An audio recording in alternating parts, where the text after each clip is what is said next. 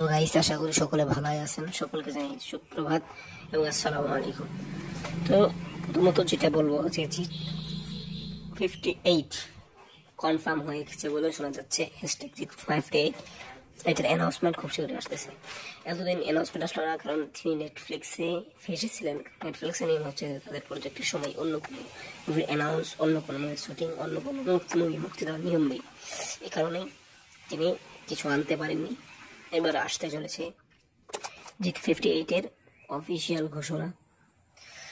তো আর কি, সবাই রেডি থাকেন, খুব শীঘ্রই আসতেছে G58 অ্যানাউন্সমেন্ট পুডিং। তো এই বিষয়টি আপনারা কি করে দেখছেন অবশ্যই জানাতে পারেন কমেন্ট বক্সে। কমেন্ট বক্স স্বাধীনতার জায়গা। লায়ন তো মনে হচ্ছে না 58 হবে, আমার মনে হয় 59 60 হবে, জিত 60 হবে বোধহয় লায়ন। কারণ 58 দুটোটাই বোধহয় কনফার্ম হয়ে গেছে। রাজ চক্রবর্তীর সাথে আরেকটা, যেটা আরেকটা, এই দুইটা করার পর লায়ন আসবে, কারণ রায়ান রাফিয়ান ব্যস্ত। তো থ্যাংক ইউ পুরো ভিডিও দেওয়ার জন্য।